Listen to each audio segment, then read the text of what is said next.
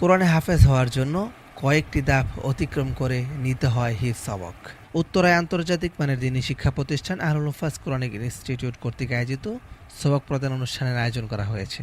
অনুষ্ঠানে মহাগ্রন্থ আল কোরআন থেকে তেলাওয়াত করেন বিশ্বজয়ী হাফেজ এমদাদুল্লাহ। يكاد زيتها يضيء ولو لم تمسسه نار।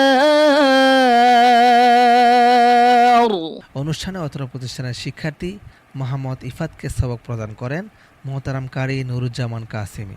আউযু বিল্লাহি মিনাশ শাইতানির রাজীম।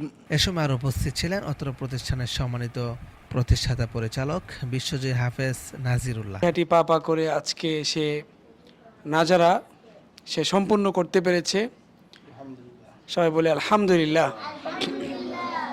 আরও উপস্থিত ছিলেন জনাব মোহাম্মদ আবু বকর সিদ্দিক, জনাব আমিনুল হক সহ আরও অনেক ওলামায়ে কেরাম। ও আল্লাহ সুবহানাহু ওয়া তাআলা যে আজকে ওকে হিফজের দরজায় নিয়ে চলে গেছেন, এটা কল্পনার বাইরে। ছোট্ট একটা বাচ্চা, মাসুম বাচ্চা, যার পড়াশোনা ওর মানে ওই সময় ওর মাঠে দৌড়ানোর বয়স হয় নাই, সেই সময় ও পড়াশোনা করতেছে। এখানে আমরা যাদেরকে দেখতেছি আলহামদুলিল্লাহ সবাই কোরআনের উজ্জ্বল নক্ষত্র আমাদের সামনেই।